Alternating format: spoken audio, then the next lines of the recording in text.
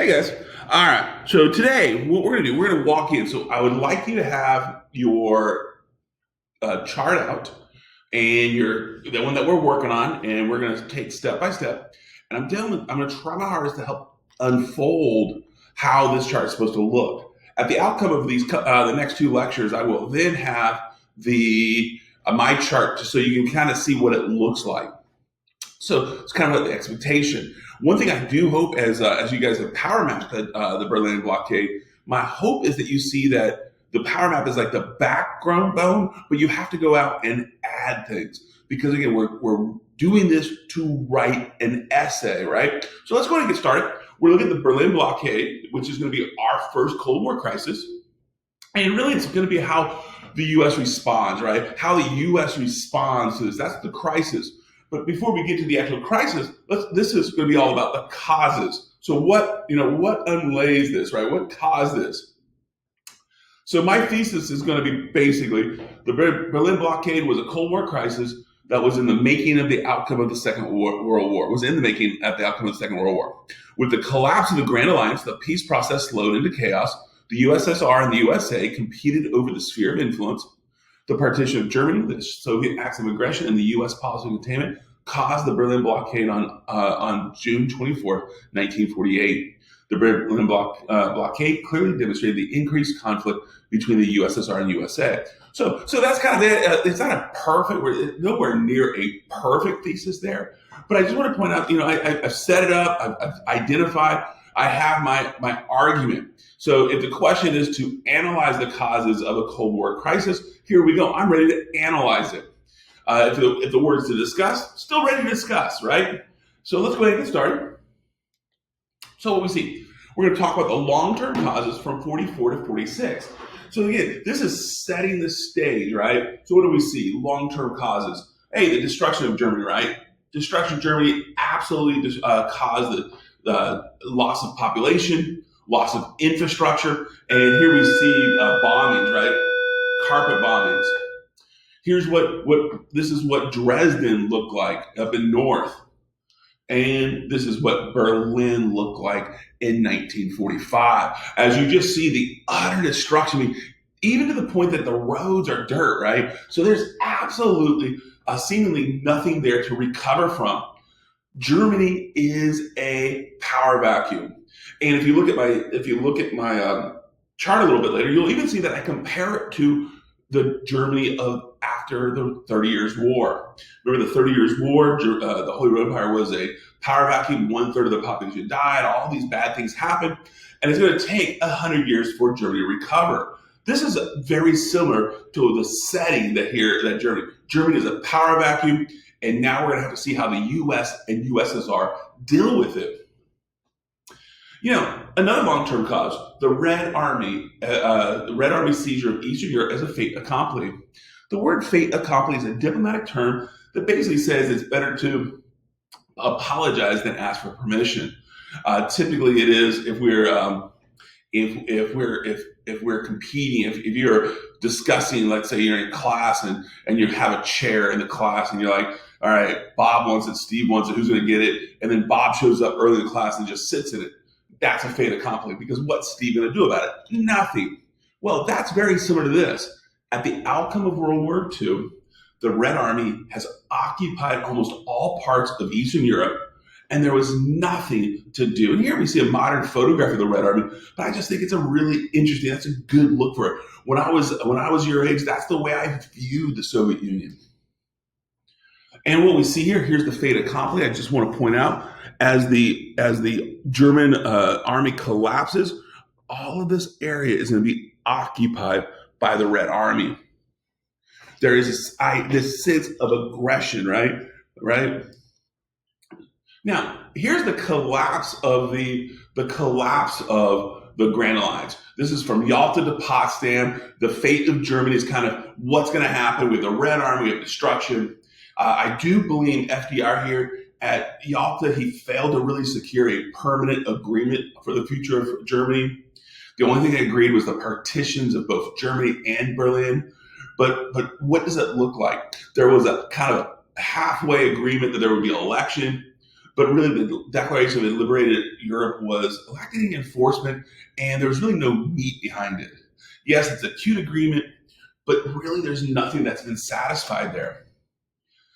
Stalin had the Red Army remove factories from West Germany. I just think it's really important, guys, right? Very important for you to understand that, because from Yalta to Potsdam, there was an agreement not to take reparations, and here's Stalin taking it. So this is going to add that angst. So at Potsdam, Truman doesn't trust him.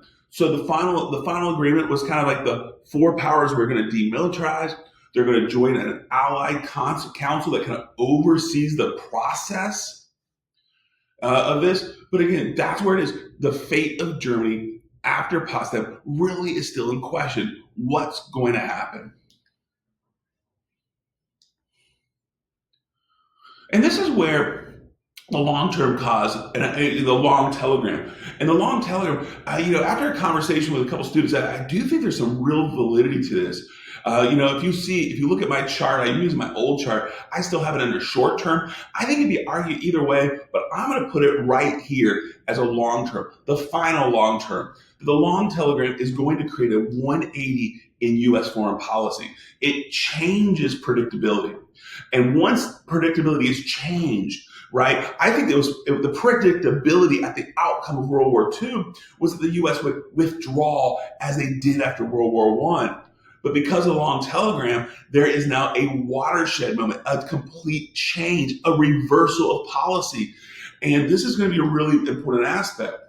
Truman was convinced that any appeasement would eventually lead to World War III. So he's looking now from a backwards lens. He's looking at the Munich conference. He's looking at the appeasement of Hitler as the cause of World War II. I do think it's a really good analysis there, even if it was just in that time period. But the reality is, he's so overemphasizing this as appeasement. He's kind of ignoring the other causes.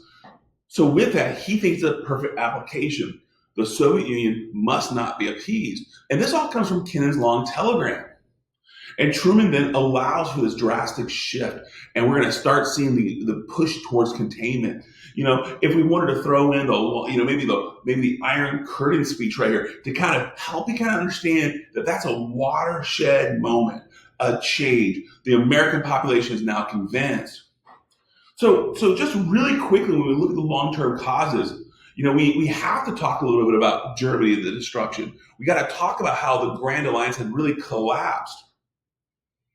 We need to talk about how Truman and Stalin were suspicious of each other's actions in Eastern Europe, Western Europe, and specifically Germany and Berlin.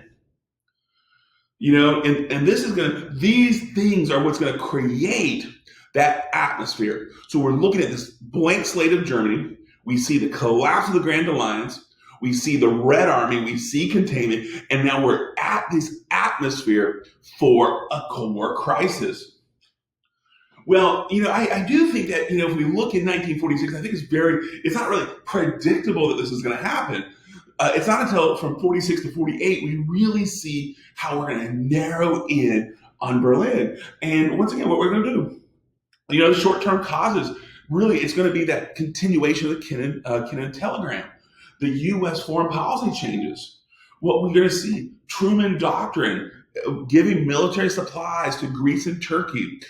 Great Britain is filling the void, the vacuum that Great Britain is leaving.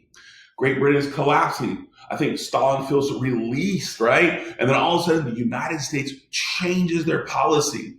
And this is the immediacy. This is going to trigger a Stalin reaction. The Marshall Plan. This is going to be the replacement of Lend-Lease. This is something we haven't really talked about in class. But I want to point out, at the outcome of World War II, Stalin believed that Lend-Lease was going to be continued to help rebuild European infrastructure destroyed by World War II. And if we actually go back and look at it, it seems like it's kind of obvious because of the destruction. But this Congress ended the Lend-Lease, and they paused a little bit. Well, that was a moment in which the Soviet Union was desperate for resources. The United States denied the Soviet Union these resources. It's going to trigger Stalin.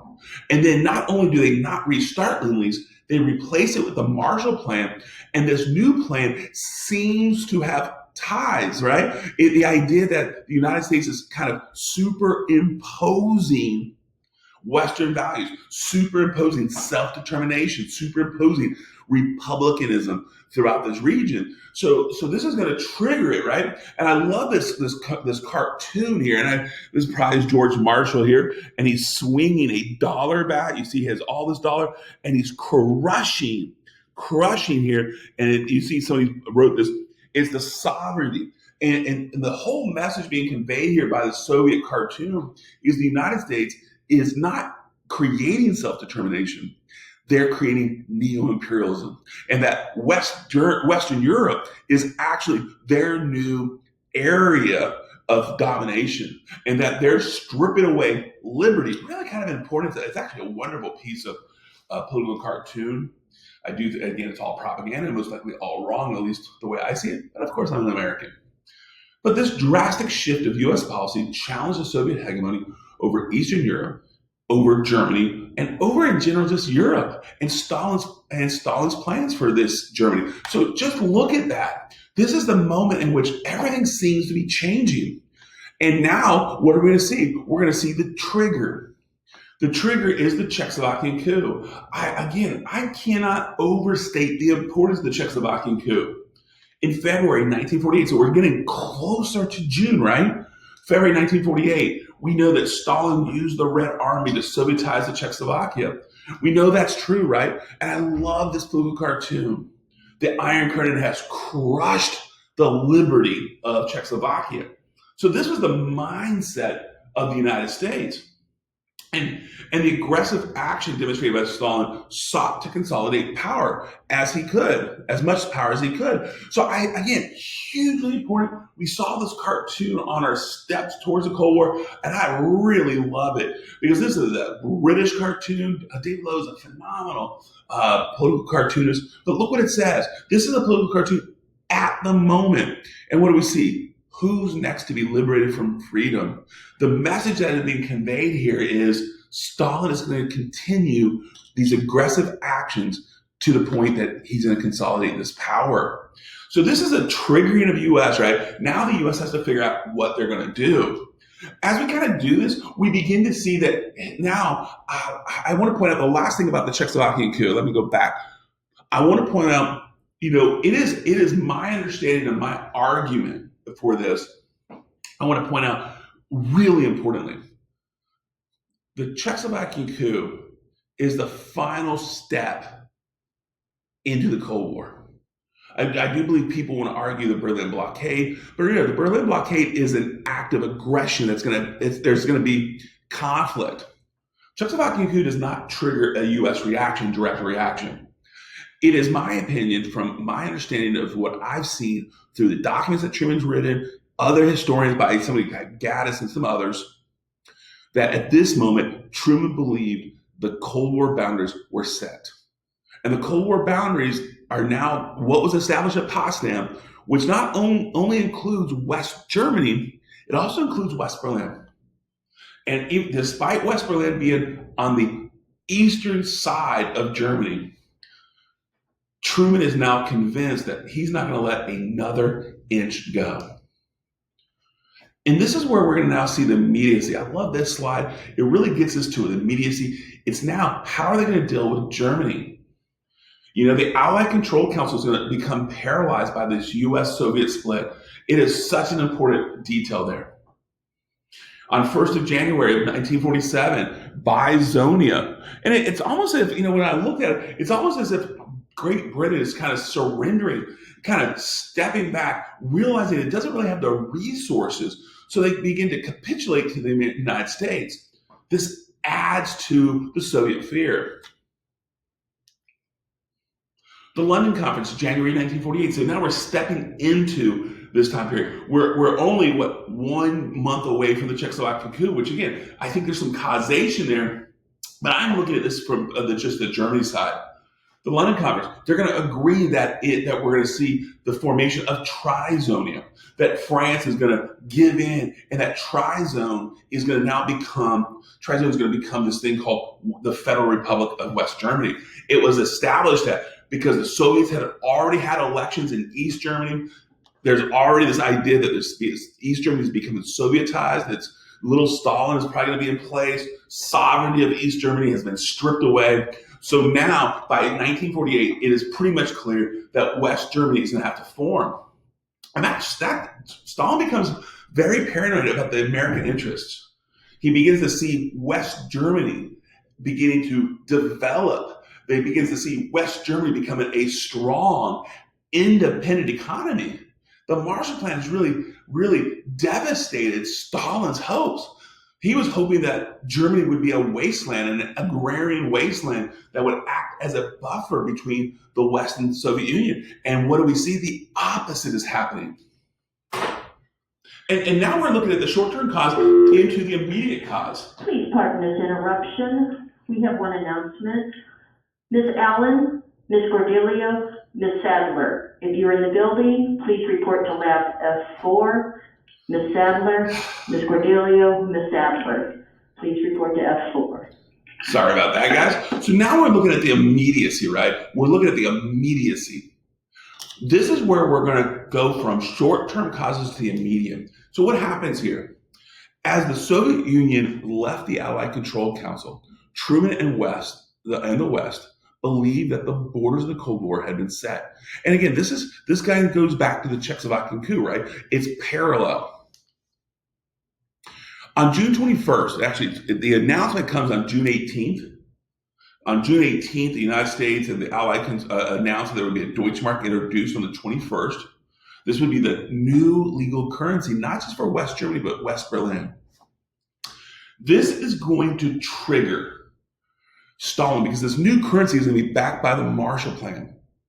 And it's really important because he just naturally believed that once everything was settled, Berlin would be reunified and then it would be part of theirs. And again, if you look at the map, I think it's pretty obvious. I don't think Stalin is wrong here, but Truman is thinking not 1 inch. And Stalin believes that the whole point to introduce this new Deutschmark was to create a tool, a weapon, if you will, against him. And he believed that there would be a sense of economic freedom. And that set of economic freedom for West Berliners, based on capitalist principles, would create a consumer-based economy that would attract East Berliners, East Germans, and the other people within there. And that it would create a wave of revolution. So that's why on June 22nd, these negotiations between Stalin and the West are breaking down. It's almost as if he doesn't quite do an ultimatum, but it's really close to an ultimatum. And basically it's the idea that either you're withdrawing this or we're going to have war. Well, that's the immediate cause. This currency, by June 22nd, we're now on the doorstep, threshold of this crisis. And it really this currency issue is really the embodiment of all of the other tensions. And what's the reaction? June 24th, the Berlin Blockade. The currency crisis that escalated these tensions. Stalin was convinced that West Berlin was being used as a weapon against the Sovietization of Eastern Europe. On June 24th, 1948, the Red Army blocked all road, railway, and canal access to the Allied occupied zones. This was a shock to the world. Stalin's goal was to force West Berlin into using Eastern currency, which would lead the West Berlin to become economically absorbed into East Germany. So really quickly, if you don't understand this, all of the supply lines are now cut off. The only way that they can get supplies is through air. And at this moment, there's really no opportunity to really get the resources necessary for daily life. So if I'm in West Berlin and my son is starving, my daughter is starving, I am starving. Well, I might have those Deutschmarks, but I go to the West Berlin businesses. Well, there's no food. There's no supplies. So what happens is East Berlin's like waving, hey, we're over here. And they go, we have bread, we have milk, we have what you need. And in the winter, we have your heating oil. So now the West Berliner has to decide, do I go to East Berlin, exchange my Deutschmarks for the Eastern currency? And once all the Deutschmarks are now absorbed, gone, vanquished, and the West Berliners are now utilizing this new Eastern style currency, the West Berlin economy is no longer, it's now been integrated in East Berlin, which in fact makes it a singular city. And this is a style, and I think this is a wonderful, if I'm just looking at strategy, this seems to be a wonderful strategy by Stalin. It's not violent. He is taking a stand. He's quote unquote containing, if you will, capitalism because he feels it's a violation of the agreements, but he wasn't expecting the reaction. And this is what makes the Berlin blockade a crisis. We see this. I mean, look at this. The same day it's happened, this British newspaper clearly publishes what's happening. You know, Stalin acted with aggression. What's going to happen? What's the United States going to do? You know, is it a fait accompli? Is the Soviet Union going to just possess West Berlin because of this action? Or is it going to spark a war? Is the world ready for World War III? Or is there going to be something else? And this is what the whole world was watching. There was a sense of fear. This is the apex, the climax. Everybody write that. It's the apex or climax of the escalation from 1943 to 1949. Now they're going to have to either do something or this is going to transform this whole conflict. So in conclusion, guys, what's the conclusion here? We see that the devastation of Germany and the collapse of the Grand Alliance created the general atmosphere for the blockade. We can look at the Red Army there. We can talk about the idea of the beginnings of containment. Then we begin to see the Soviet Red Army, Stalin's aggression in Czechoslovakia created an immediate atmosphere for the blockade. All of a sudden, we begin to think about what's happening in the short term. Truman added to the stress as he unfolded the policy of containment, which he changed the predictability of the U.S. Stalin now, thinking the United States would withdraw, now has to react to their not withdrawing, the opposite of withdrawing. And the development of Bizonia and Trizonia created even more tension as West Germany was emerging as a strong democratic state that was supported by the U.S. Is West Germany a sovereign state or is it a puppet state of America? And then you get this idea of the Berlin currency crisis. And this Berlin currency crisis really heightened it. Stalin believed it was just an extension of the Marshall Plan, kind of infecting that area that then forced him to act. And with that, that's what we got. I'm hoping to understand the causes more. If you have questions, please make sure you feel free to ask. That's going to be really important. But I hope this makes a little bit more sense of what we're doing.